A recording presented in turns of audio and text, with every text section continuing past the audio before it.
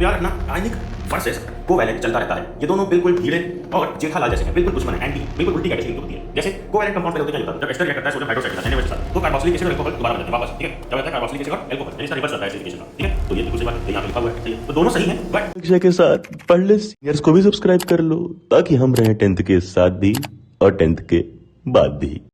क्या हाल पढ़ ले गैंग, हम आ चुके हैं कार्बन एंड इट्स कंपाउंड्स पे। इस सीरीज में हम कर रहे हैं 101 कॉम्पिटेंसी बेस्ड क्वेश्चंस। आ चुके हैं क्वेश्चन नंबर 22 पे और स्टार्ट हो चुका है हमारा बेहद इंटरेस्टिंग चैप्टर। पढ़ो क्वेश्चन को ध्यान से। Combustion analysis of compound x reveal the ratio of its elements in a molecule to be. Carbon, hydrogen और ऑक्सीजन कितने रेशियो में है? 3:6:2 में है। Compound undergoes esterification to yield ester and water.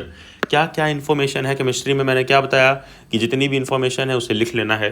Combustion हो रहा है यानी ऑक्सीजन के प्रेजेंस में बर्न किया जा रहा है कंपाउंड एक्स को। कंपाउंड एक्स क्या है हमें नहीं पता है, बस इतना पता है कि उसका जो रेशियो है कार्बन, हाइड्रोजन और ऑक्सीजन का जो रेशियो है वो कितना है? 3:6:2 है, ठीक है। The compound undergoes esterification to yield ester and water. ये कंपाउंड स्टेरिफिकेशन रिएक्शन परफॉर्म करता है, एस्टर बनता है और वाटर बनता है, ठीक है। अब इससे हमें क्या मालूम पड़ा, इस पॉइंट से हमें क्या मालूम पड़ा, स्टेरिफिकेशन वाले पॉइंट से, कि वो क्या है। स्टेरिफिकेशन रिएक्शन अगर तुम्हें पता है तो उसमें होता क्या है कि एक कार्बोक्सिलिक एसिड होता है। देखो एक कार्बोक्सिलिक एसिड होता है, वो अल्कोहल के साथ रिएक्ट करता है और ये एरो है ना इधर, ये बन जाता है एस्टर और वाटर। क्या रिएक्ट करता है याद रखना? Carboxylic acid. तो ये हमने क्या बताया गया ऊपर क्वेश्चन में कि ये स्टेरिफिकेशन रिएक्शन परफॉर्म करता है, ईस्टर और वाटर बनाता है। यहाँ पर देखो वही हो रहा है, कार्बोक्सिलिक एसिड बनता है किसमें? अल्कोहल की प्रेजेंस में स्टेरिफिकेशन होकर के ईस्टर और वाटर। तो मतलब हमारा जो ये कंपाउंड है, हमारा जो भी ये एक्स कंपाउंड है, इसके बारे में क्या इन्फो मालूम पड़ी कि ये है, इसको इरेज कर देते हैं। हमारा ये जो कंपाउंड है क्या है?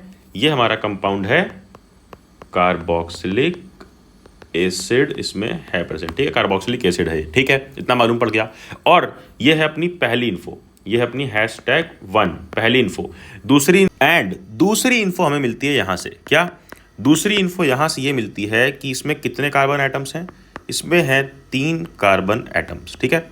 और इतना सिंपल सी चीज़ हमें पता है कि जब हमने नेमिंग पढ़ी थी, नोमेनक्लेचर पढ़ा था कार्बन कंपाउंड्स का, तो एक कार्बन वाले को हम क्या लगाते थे? मिथ लगाते थे। कार्बन वाले के लिए प्रीफिक्स, अरे प्रीफिक्स क्या यूज़ करते थे? मिथ। वहीं अगर 2 कार्बन होते थे तो इथ, वहीं अगर 3 कार्बन होते हैं तो हम यूज़ करते हैं प्रॉप, और 4 कार्बन अगर होता यहाँ पे नहीं है तो होता बुट। तो मिथ, इथ, प्रॉप, बुट, पेंट, इस तरह से पूरा डॉट डॉट डॉट तुमने आगे तक पढ़ा था पूरी टेबल में अपने एनसीईआरटी में। और वहीं पर पढ़ा था कि 3 कार्बन वाले को प्रॉप। तो 2 इन्फो से हमें 2 चीज़ें मालूम पड़ी। पहला कि ये कार्बोक्सिलिक एसिड है, और दूसरा कि इसमें 3 कार्बन है तो नाम में आएगा प्रॉप। तो बस प्रॉप और कार्बोक्सिलिक एसिड, इतने से हमें मालूम पड़ गया कि इसका नाम अगर लिखने को आया तो हमें नाम इसका साफ साफ मालूम है, नाम होगा प्रोपेनोइक एसिड। प्रोपेनोइक एसिड क्यों? क्योंकि देखो प्रॉप लगाते हैं, ये रहा प्रॉप, और कार्बोक्सिलिक एसिड है इसलिए एनोइक एसिड, प्रोपेनोइक एसिड। नाउ ये है अपना पहला सवाल कि identify the compound x, right it's chemical formula. तो कंपाउंड एक्स हमने पहचान लिया, केमिकल फार्मूला भी लिख लेंगे। फिर एक बैलेंस केमिकल इक्वेशन लिखनी है कंबस्शन की, कि कंपाउंड एक्स को जब जलाते हैं तो क्या होता है। अब जलाने का मतलब क्या होता है, कंबस्शन का मतलब क्या होता है कि कोई भी चीज़ हो, मान लो एक्स दिया हुआ है, इसको अगर कंबस्शन करना है तो +O2 कर दो बस, और जो भी रिएक्शन होगा वो यहाँ पर लिखना है। और याद रखना जब भी हम हाइड्रोकार्बन्स को, हाइड्रोकार्बन्स का मतलब होता है कि जब भी कार्बन, हाइड्रोजन और ऑक्सीजन से बने हुए चीज़ों को जलाते हैं तो बनता है सेम चीज़, जो कि है कार्बन डाइऑक्साइड और वाटर। नीचे आओ दिख जाएगा, नीचे आओ, ये देखो जब इसको हम जला रहे हैं तो क्या बन रहा है? देखो C2H5 COOH +7O2, तो बन रहा है CO2 और वाटर, साथ में थोड़ी एनर्जी निकलती है। नाम क्या है? प्रोपेनोइक एसिड या प्रोपियोनिक एसिड, कुछ भी बोल सकते हो। केमिकल फॉर्मूला है C2H5 COOH, यही था ना, C3H6O2, इसी को इस तरह से लिख दिया गया है C2H5 COOH। आगे बढ़ते हैं अगले क्वेश्चन की तरफ। क्वेश्चन नंबर 23 इस चैप्टर का ध्यान से पढ़ो। Bonding of oxygen with carbon and with hydrogen, क्या लिखा है? Bonding of oxygen with carbon and with hydrogen are highly exothermic, कि जब ऑक्सीजन कार्बन के साथ और दूसरा हाइड्रोजन के साथ बॉन्ड बनाता है तो बहुत एक्सोथर्मिक रिएक्शन होती है। Compare the amount of energy release on combustion of methane and propane. मैंने ऊपर ही बताया कंबस्शन का मतलब क्या है कि ऑक्सीजन के प्रेजेंस में जलाना, और जब भी जलाएंगे तो क्या बनता है, जब भी जलाएंगे हाइड्रोकार्बन को तो क्या बनता है, सेम चीज़ ये क्या बनता है, CO2, क्या बनता है, CO2, थोड़ा वाटर और एनर्जी। अब यहाँ पर यही पूछा है कि एनर्जी कब ज़्यादा बनेगी कब कम। देखो पहला क्वेश्चन यही है कि मीथेन और प्रोपेन इन दोनों का कंबस्शन जब होगा तो which compound will yield more energy पर मोल ऑन कंबस्शन। अपने आंसर को जस्टिफाई करो। और दूसरा बैलेंस केमिकल इक्वेशन लिख दो, ठीक है, कि कैसे कंबस्शन हो रहा है प्रोपेन और मीथेन का। अब हमने नोमेनक्लेचर में इतना तो पढ़ा ही है, और भैया आपने ऊपर ही बता दिया कि प्रोपेन और मीथेन का क्या मतलब हुआ। देखो यहाँ पर साफ साफ देखो, यहाँ पर प्रोप का मतलब क्या था, मिथ इथ प्रॉप बुड, मतलब कि 3 कार्बन, और मिथ मतलब कि 1 कार्बन, और एन मतलब कि ये एल्केन है, सिंगल बॉन्ड वाला, क्या है ये एल्केन है। तो अब यहाँ पर क्या आएगा इसका फॉर्मूला, मीथेन का CH4, सिर्फ इसमें सिंगल बॉन्ड्स होते हैं, कार्बन बीच में होता है और चारों साइड सिंगल बॉन्ड से अटैच होते हैं हाइड्रोजन। फिर प्रोपेन में क्या है 3 कार्बन यानी C3H। अब भैया कितने हाइड्रोजन होंगे, अरे यार यहाँ पर बगल में भी देख सकते हो C अटैच किया तो H सब साइड H लगा दो। कार्बन की जो टेट्रा वैलेंसी है, 4 वैलेंसी, उसको सेटिस्फाई करो सब तरफ, सारे हाथ जितने भी हाथ हैं कार्बन के, जितने भी हाथ हैं 1 2 3 4 जितने हाथ हैं ना इसके, सब में एक एक सिंगल बॉन्ड से हाइड्रोजन लगाओ तो कितने होगा 1 2 3 4 5 6 7 8 यानी C3H8। ठीक है, ये फॉर्मूला से भी हम निकाल सकते हैं, जो फॉर्मूला हमें पता है कि एल्केन का जेनेरिक फॉर्मूला क्या होता है। एल्केन का जेनेरिक फॉर्मूला क्या होता है बताओ। अरे याद नहीं है, CnH2n+2 ये होता था फॉर्मूला। ये कैसे निकालते थे कि अगर मान लो Cn क्या होता है, नंबर ऑफ कार्बन, यहाँ पे क्या है 3, तो C3H2n 2 × 3 फिर +2 वही आएगा, 2 3 6 +2 8 C3H8। तो या तो फॉर्मूले पे रख लो या तो इस तरह से स्ट्रक्चर बना करके भी निकाल सकते हो, जिससे तुम फुल कॉन्फिडेंट रहो। तो हमें क्या मालूम पड़ा कि प्रोपेन है एक जगह दिया हुआ और एक जगह मीथेन दिया हुआ है। अब हमें पता करना है कि एनर्जी किस में ज़्यादा निकलेगी। पहला सवाल ये है, एनर्जी किस में ज़्यादा निकलेगी। हमने अभी देखा, आप ही भैया आपने तो बताया कि कोई भी हाइड्रोकार्बन हो, क्या हो, कोई भी हाइड्रोकार्बन हो यानी कार्बन, हाइड्रोजन और ऑक्सीजन से बना कंपाउंड हो, जब ये +O2 होगा यानी ऑक्सीजन की प्रेजेंस में जलेगा तो बनेगा क्या, ऑक्सीजन बनेगा प्लस ऑक्सीजन बनेगा प्लस क्या बनेगा, वाटर बनेगा, सॉरी ऑक्सीजन नहीं, कार्बन डाइऑक्साइड बनेगा, वाटर बनेगा और कुछ एनर्जी निकलेगी। अब यही जो एनर्जी है ना, ये एनर्जी है वेरिएबल। पता करना है कि किस में ज़्यादा निकलेगी, किन किन के बीच, 2 लोगों के बीच। किसके बीच, 2 लोगों के बीच। क्या है 2 लोग बताओ, एक है अपना C3H8 और एक है अपना CH4 जो कि है मीथेन, ये हो गया मीथेन और ये हो गया प्रोपेन, इन दोनों के बीच। तो अब इतनी सिंपल सी बात कि भैया जब सेम चीज़ें बन रही हैं, कार्बन डाइऑक्साइड, हाइड्रोजन, और एनर्जी वेरिएबल है, तो एनर्जी किस पे डिपेंड करेगी बताओ। एनर्जी किस पे डिपेंड करेगी कि जितने मॉलिक्यूल्स ब्रेक होंगे, जितने मॉलिक्यूल्स हाइड्रोकार्बन में ब्रेक होंगे और कितने ज़्यादा मॉलिक्यूल्स ब्रेक होंगे, कितने ज़्यादा बॉन्ड्स ब्रेक होंगे, बॉन्ड्स कितने ज़्यादा ब्रेक होंगे, जितने ज़्यादा मॉलिक्यूल्स होंगे या एटम्स होंगे। ठीक है, तो ज़्यादा एटम्स किस में है, CH4 में है या C3H8 में? ऑफकोर्स C3H8 में है। सबसे ज़्यादा कार्बन इसमें है तो ऑफकोर्स इसमें ही ज़्यादा एनर्जी निकलेगी।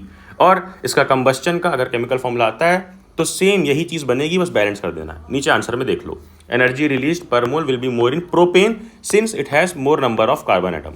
और ये रही इसकी रिएक्शन, पहले मीथेन की CH4+2O2, वही सेम चीज़ CO2 और H2O बना है, बैलेंस कर दिया 2 लगा के, और यहाँ पर भी C3H8+5O2 और CO2 और H2O बना है, यहाँ 3 यहाँ 4 और यहाँ 5 क्यों लगा है, ताकि इक्वेशन बैलेंस हो सके। नाउ ये क्वेश्चन बड़ा ही सिंपल सा था, बहुत ही सिंपल सा, जिसको मैंने एक्सप्लेन किया बहुत सिंपल भाषा में कि हर बार हाइड्रोकार्बन का जब बर्निंग होता है, ऑक्सीजन की प्रेजेंस में जब उसको बर्निंग करते हैं, कंबस्चन करते हैं, तो बनता है सेम चीज़। एनर्जी कहाँ ज़्यादा निकलेगी, जहाँ कार्बन एटम ज़्यादा होंगे।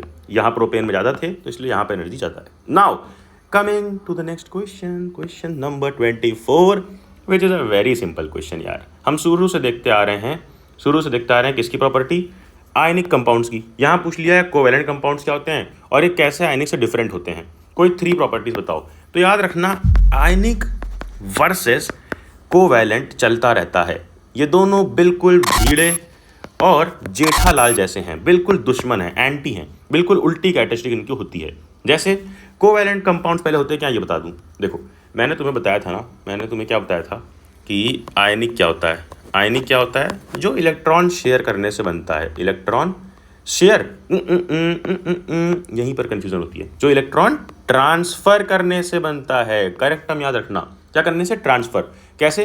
देखो मैंने बताया था यहाँ पर Na होता है, Na के पास एक इलेक्ट्रॉन आउटर शेल में होता है, Cl के पास 1 2 3 4 5 6 7 होता है, बस एक खाली होता है। तो ये इधर से इधर आ जाता है, यानी ट्रांसफर हुआ। तो ये क्या बन गया? आयनिक बन गया। वहीं कोवैलेंट क्या होता है? जब मान लो कार्बन है, इसके कार्बन के आसपास कितनी वैलेंसी खाली है? 1 2 3 4, इतने वैलेंस इलेक्ट्रॉन है इसके पास। तो खाली कितनी है बताओ? खाली कितनी स्पेस है? सब में 8 चाहिए होता है, तो 1 2 3 4, 4 खाली पड़ी हुई है। तो ये क्या करता है? यहां पर मैंने क्या समझाया कि ये जो अपना C है ना, C मतलब तुम नहीं, C मतलब कार्बन, जिसके पास 1 2 3 4 वैलेंस इलेक्ट्रॉन है, और ये 1 2 3 4 जगह खाली है। इसको 4 और चाहिए। क्यों चाहिए? क्यों चाहिए बताओ? क्योंकि सबको कंप्लीट करना होता है अपना ऑक्टेट, यानी 8 इलेक्ट्रॉन। और अपना जो हाइड्रोजन होता है, हाइड्रोजन का होता है थोड़ा स्पेशल केस, क्योंकि उसको कंप्लीट करना होता है अपना डुप्लेट, सिर्फ और सिर्फ 2 इलेक्ट्रॉन। क्यों क्यों क्यों? अभी इसको यहाँ से इरेज करते हैं। क्यों ये जानो। क्योंकि देखो यहाँ पर साइड में देखो, हाइड्रोजन के पास वैलेंस शेल में 1 इलेक्ट्रॉन होता है, तो इसको बस एक और कहीं से लाकर दे दोगे तो इसकी डुप्लेट कंप्लीट हो जाएगी और ये सेटिस्फाइड हो जाएगा, खुश हो जाएगा और ये स्टेबल हो जाएगा। तो अब यहाँ पर कार्बन करता क्या है कि कार्बन को चाहिए होते हैं कितने, हमने देखा 1 2 3 4, तो ये 4 हाइड्रोजन की हेल्प लेता है। बोलता है 4 हाइड्रोजन कहाँ हो यार, जल्दी दिखो मुझे। तो 4 हाइड्रोजन आते हैं, एक इस साइड से, एक इस साइड से, एक अपना इलेक्ट्रॉन लेकर, एक इस साइड से अपना इलेक्ट्रॉन लेकर, और एक इस साइड से अपना इलेक्ट्रॉन लेकर के। तो ये करता क्या है? क्या यहाँ पर जैसा हमने ऊपर NaCl में देखा था कि यहाँ पर ऐसे ट्रांसफर हो जा रहा था, क्या यहाँ पर भी वो ट्रांसफर होता है? नहीं। यहाँ पर क्या होता है देखो, मैं कन्फ्यूजन ना इसलिए हटा दे रहा हूँ। ये क्या थी? वेकेंट स्पेस हमने बनाई थी ना, कितने इलेक्ट्रॉन इसके पास नहीं है, तो ये वेकेंट स्पेस ये हटा दे रहा हूँ। इसके पास कितने इलेक्ट्रॉन है बस वो दिखने चाहिए। कार्बन के पास है 1 2 3 4, हाइड्रोजन एक सबके पास है, 4 हाइड्रोजन के पास एक अपना इलेक्ट्रॉन। तो ये करेंगे क्या कि कार्बन को चाहिए 4, तो ये इसके साथ शेयर करेगा। समझ रहे हो? क्या करेगा? ट्रांसफर नहीं, शेयर करेगा, बस पास आ जाएगा और शेयर करेगा। इससे कार्बन को भी एक मिल गया और हाइड्रोजन को भी एक मिल गया कार्बन की तरफ से, जिससे उसका डुप्लेट कंप्लीट हो गया। इधर से एक कार्बन ने लिया, फिर इधर से एक कार्बन ने लिया, फिर इधर से एक लिया। तो ऐसा करते करते क्या होता है? कार्बन के पास देखो 1 2 3 4 मिल गए इसको, और हर एक हाइड्रोजन को एक मिल गया। इसको एक इधर, इसको एक इधर, इसको एक इधर, एंड इसको एक इधर।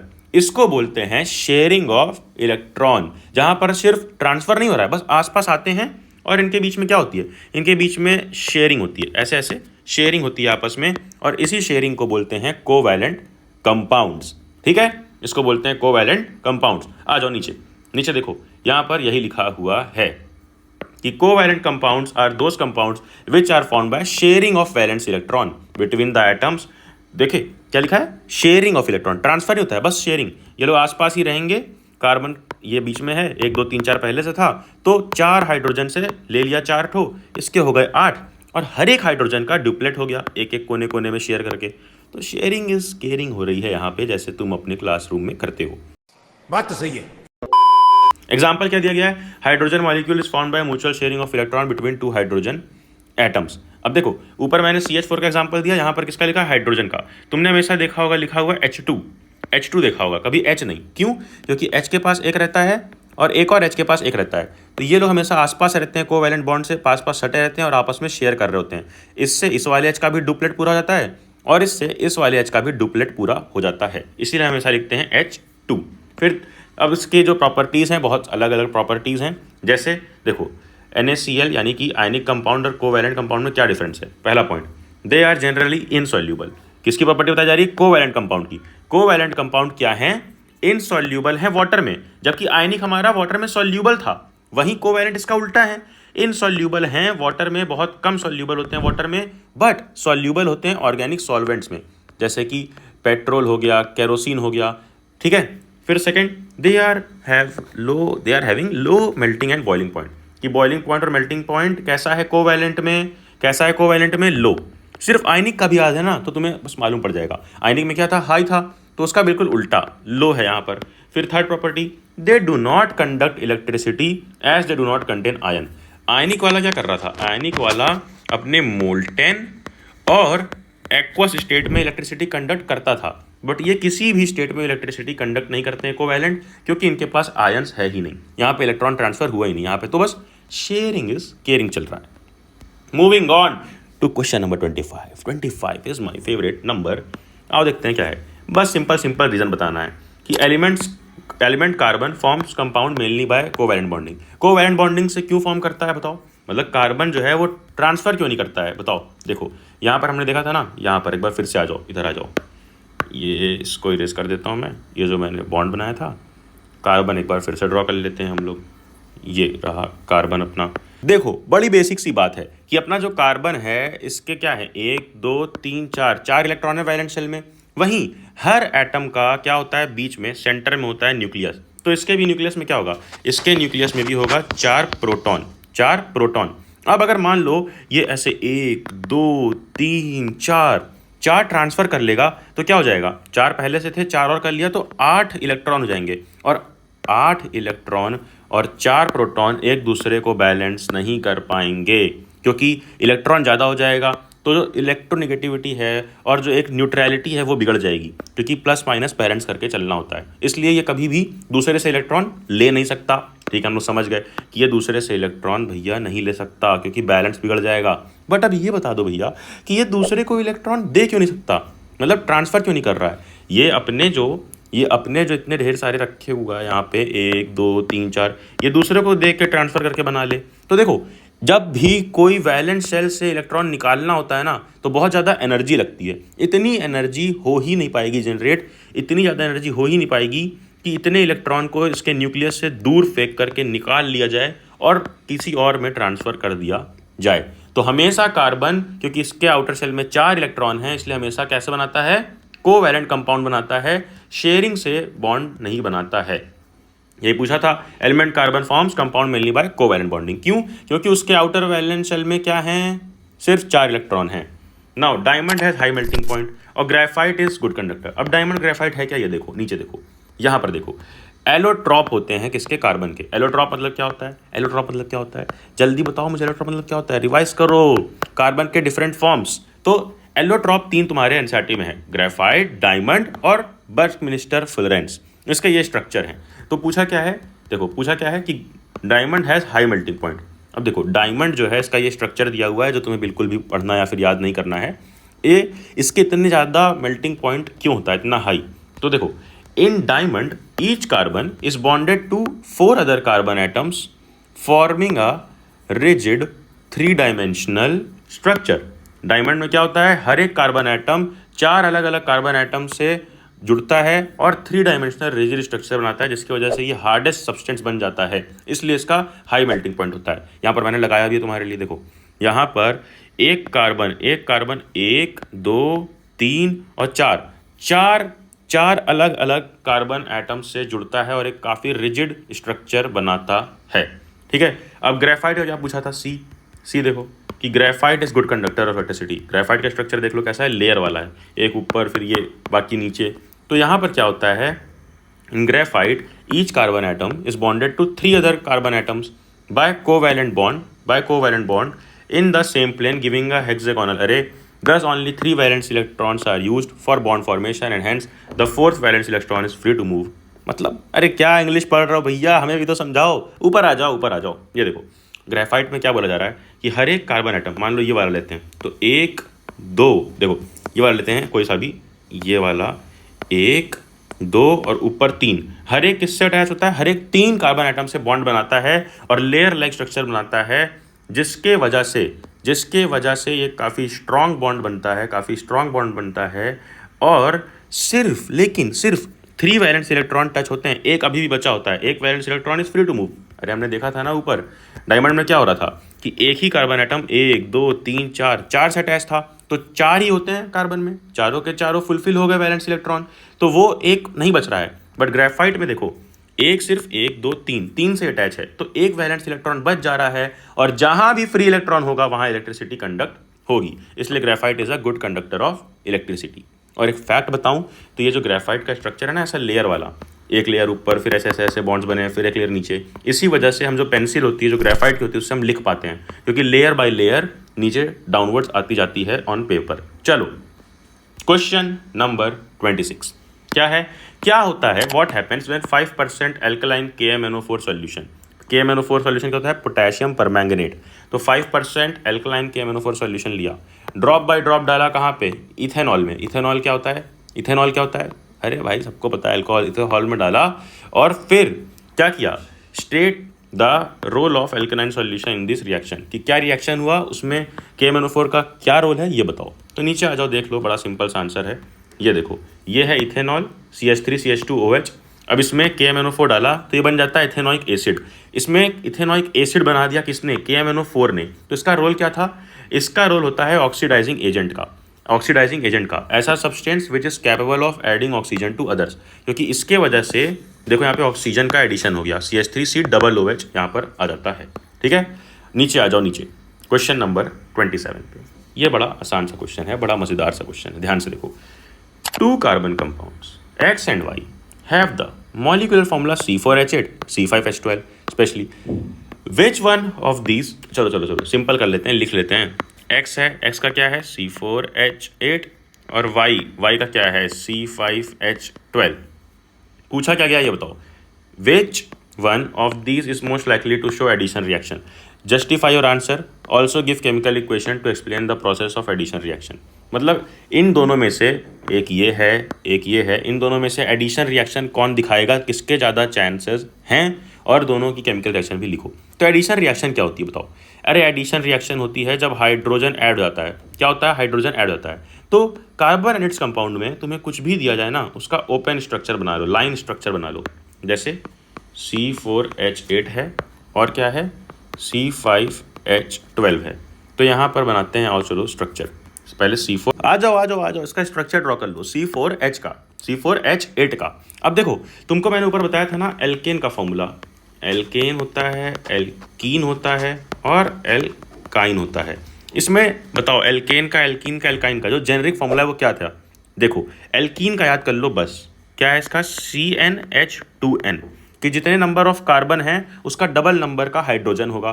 फॉर एग्जाम्पल अगर C4 है तो H8 होगा। ठीक है, अब एल्केन का क्या है, इससे क्या कर लो CnH2n +2 कर लो, और एल्काइन में CnH2n -2 कर लो, ऊपर वाले में प्लस नीचे वाले में माइनस। याद रखना एल्केन होता है सिंगल बॉन्ड वाला, एल्कीन होता है डबल बॉन्ड वाला, और एल्काइन होता है ट्रिपल बॉन्ड वाला। और इसमें सैचुरेटेड और अनसैचुरेटेड क्या होता है भैया, अरे याद रखो सिंगल बॉन्ड वाले को बोलते हैं, सिंगल बॉन्ड वाले को बोलते हैं सैचुरेटेड, और ये दोनों अनसैचुरेटेड। ठीक है, चलो इतना तुम समझ गए। अब C4H8 को ड्रॉ करते हैं, इतनी बात को समझ गए हो। C4H8 को अब ड्रॉ करने का टाइम है। 1 मिनट रुको, पहले मैं इसको हटा देता हूँ साइड में ताकि हम यहाँ पर ड्रॉ कर सकें। ठीक है, इसको 1 मिनट, इसको हम हटा देते हैं। ठीक है, नाउ इसको भी रिमूव कर देता हूँ, ये इरेज हो गया। चलो C4H8 को हम ड्रॉ करते हैं। अब हमें इतना मालूम पड़ चुका है कि ये क्या है, ये क्या है C4H8 क्या है, ये है एक एल्कीन, तो इसमें डबल बॉन्ड तो होगा ही होगा। तो C 4 कार्बन है। अब डबल बॉन्ड की इसमें ज़रूरत है, क्यों, क्योंकि ये एल्कीन है। अब कहीं पर भी एक डबल बॉन्ड लगा देते हैं, चलो आ जाओ, C डबल बॉन्ड, फिर C, और फिर इधर भी एक C ले लेते हैं। अब हाइड्रोजन अटैच करना शुरू करो। तो यहाँ पर 3 वैलेंसी 1 2 3, तो H, यहाँ पर भी 1 2 3 H। अब यहाँ पर डबल बॉन्ड है, यहाँ पर एक बॉन्ड है। देखो ये वाले कार्बन पर थोड़ा सा फोकस करो अंदर। ये कार्बन जो है इसके एक साइड सिंगल है, एक साइड डबल है, यानी 1 2 3 बॉन्ड तो हैं, एक और बन जाएगा इधर, और ये वाले कार्बन के भी 1 2 3 तो अटैच हैं, एक और खाली है, तो एक और अटैच हो जाएगा। एक हाइड्रोजन इधर, एक हाइड्रोजन इधर। ये क्या बन गया हमारा, ये बन गया C4H8, ये बन गया C4H8। इसी तरह से तुम इस साइड पे ड्रॉ कर सकते हो C5H12 का। ठीक है, C5H12 क्या है भैया? एल्केन है, एल्कीन है, एल्काइन है, क्या है? जल्दी बताइए, जल्दी बताइए। अरे यार तुम खुद जान जाओगे अभी। देखो देखो देखो देखो, इसको पहले हटाते हैं। देखो C5H12 मैंने क्या बताया था? CnH2n प्लस 2 जब होगा तो वो क्या होगा? वो होगा एल्केन। क्यों? देखो यहाँ पे रखो, n की वैल्यू रखो, C5 है, फिर H 2 इंटू 5 प्लस 2 जो कि है 2 इंटू 5 10 हो गया, प्लस 2 12। तो ये C5H12 क्या है? ये है एल्केन। और मैंने बताया था कि जो एल्केन, एल्कीन और तीसरा होता है ना एल्काइन, इन तीनों में से 1 2 और ये अपना तीसरा, इन तीनों में से सैचुरेटेड कौन सा होता है? सिर्फ ये वाला एल्केन। बाकी एल्काइन और एल्कीन ये दोनों क्या होते हैं? अनसैचुरेटेड। अब इतना हम बड़ा बेसिक सी नॉलेज समझ गए इस चैप्टर की। नीचे आओ, पूछा क्या है? पूछा हमसे है कि इन दोनों में से कौन सा हाइड्रोजनेशन रिएक्शन, कौन सा, सॉरी हाइड्रोजनेशन नहीं, कौन सा अपना एडिशन रिएक्शन बोलो, वो ज़्यादा चांसेस है कि दिखाएगा। ये एडिशन रिएक्शन होता क्या है? एडिशन रिएक्शन में क्या होता है? फॉर एग्जांपल अगर हम C4H8 को लेते हैं, नीचे आ जाओ। फॉर एग्जांपल यहाँ पर मैं समझा रहा हूँ, देखो यहाँ पर खाली स्पेस है। C4H8 को अगर हम लोग लेते हैं, जो कि ऐसे स्ट्रक्चर था, C और C, इसमें क्या है?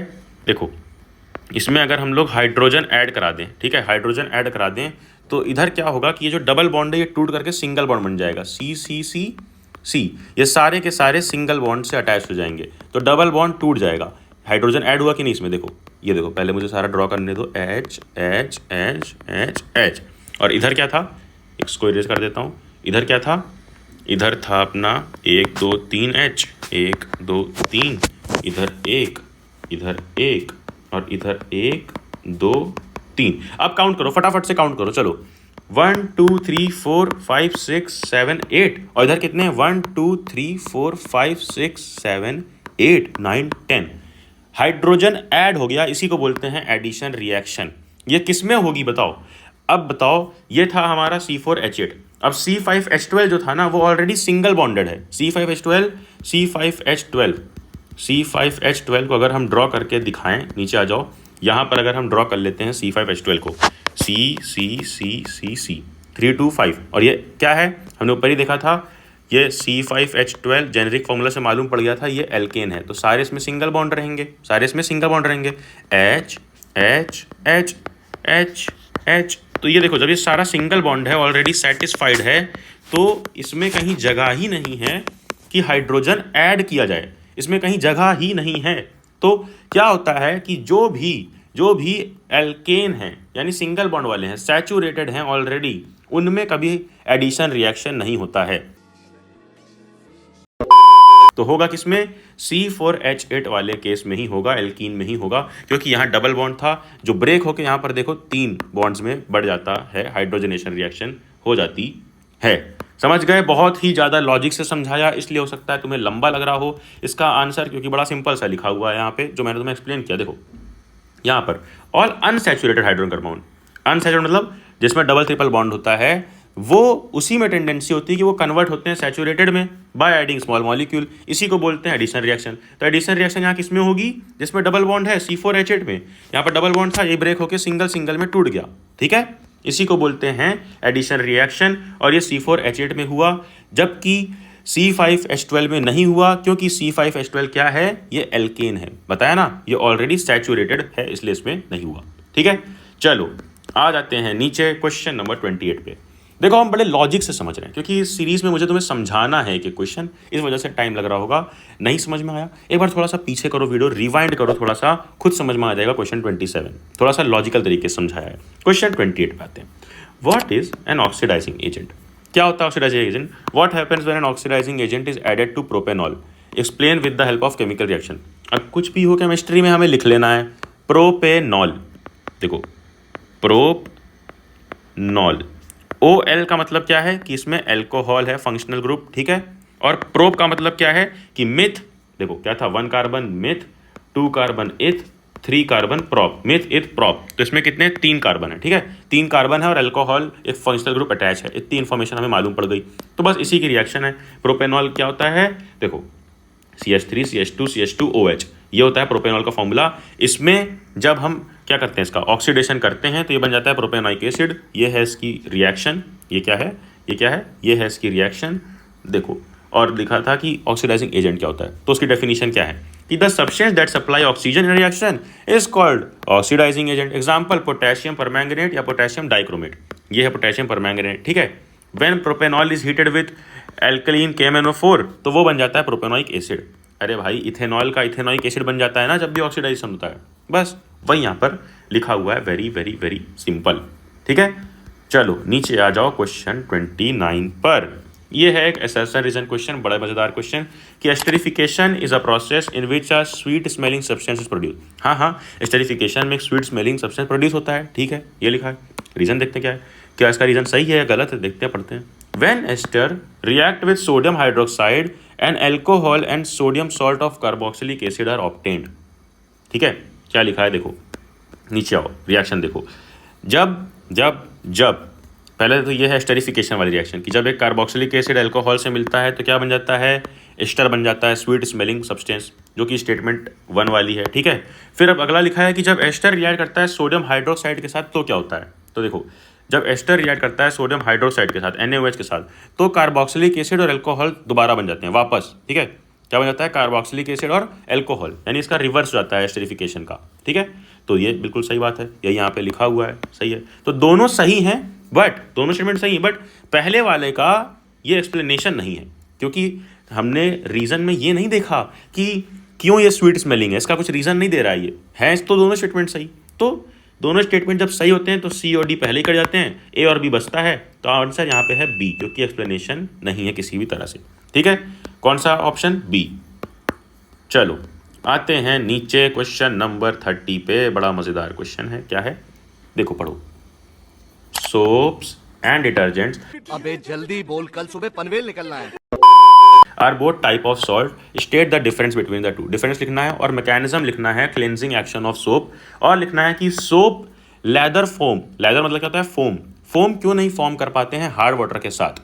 कोई 2 प्रॉब्लम लिखो जो डिटर्जेंट के साथ आती है। चलो एक एक करके, बड़ा लंबा क्वेश्चन है, एक एक करके। पहले सोप्स और डिटर्जेंट में दोनों में डिफरेंस देखना है, तो ये मैंने डिफरेंस के लिए तुम्हारे सामने टेबल रख दी है। सोप इज अ सोडियम और potassium of a carboxylic acid that is attach to a long aliphatic chain. वही डिटर्जेंट क्या होता है, सोडियम या पोटेशियम सॉल्ट होता है एल्काइल चेन का, ये एलिफैटिक चेन का और ये एल्काइल चेन का, ठीक है।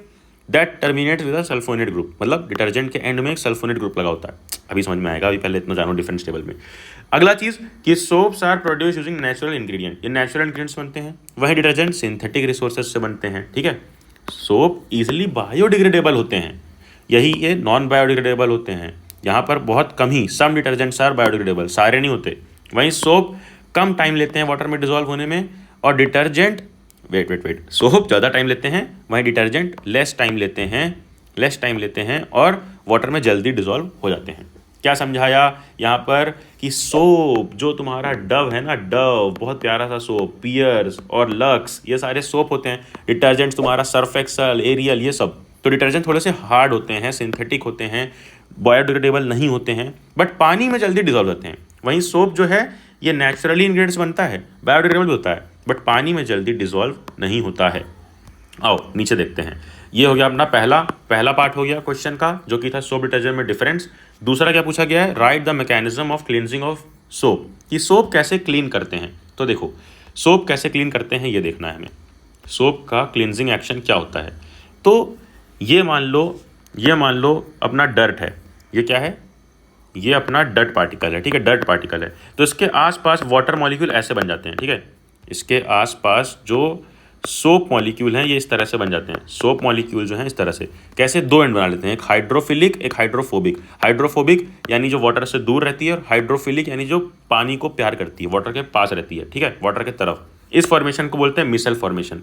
ये आसपास एकदम उसके आसपास लग जाते हैं गोले में पूरे, मिसल फॉर्म हुआ, ये देखो बिल्कुल अटैच हो गए। कैसे अटैच हुए बताओ, कैसे अटैच हुए कि जो तुम्हारी हाइड्रोफोबिक एंड थी वो गंदगी, ये बीच में क्या है, गंदगी है, ग्रीस या डर्ट है, ऑयल है, कुछ भी है, तो जो हाइड्रोफोबिक है, जो पानी से डरती है, वो इधर आ गई।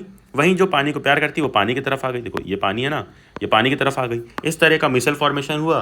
फिर जब हम इसको पानी से स्क्विट करते हैं, जब इसको पानी से बहाते हैं तो ये पूरा निकल जाता है, तो ये पूरा मिसल फॉर्मेशन हट जाता है। और ये पूरा मिसल फॉर्मेशन जब हट गया तो उसके साथ क्या हट गया, ये डर्ट हट गया। ठीक है, इस तरह से सोप एक्शन लेता है, इस तरह से सोप काम करता है। नीचे वही लिखा हुआ है, नीचे आओ देखते हैं कि सोप्स आर सोडियम और potassium salt of higher fatty acid. Ionic group जो होता है वो COO Na होता है। On the other hand synthetic detergent, ये मतलब तुम्हारा डिफरेंस लिखा हुआ है जो मैंने टेबल में बता दिया। क्लिनजिंग एक्शन ये इतने में लिखा है। A soap molecule contain a polar part CONA and a non-polar part consisting of a long chain carbon atom. This part is called hydrocarbon end. The polar end is water soluble. अरे भाई water soluble, एक and होती है water soluble जो होती है hydrophilic, और एक होती है जो वाटर में सॉल्यूबल नहीं होती है, नफरत करती है, हाइड्रोफोबिक। इस तरह से मिसल फॉर्मेशन बनता है और पूरा का पूरा डर्ट साफ हो जाता है। अरे वही चीज़ यहाँ नीचे देखो लिखी हुई है, जो मैंने मिसल फॉर्मेशन ऊपर दिखाया वही यहाँ पर इसमें बनाया हुआ है। देखो एक साइड तुम्हारा ये बीच में डर्ट है, ये इधर है, ये प्लस माइनस वाला पार्ट।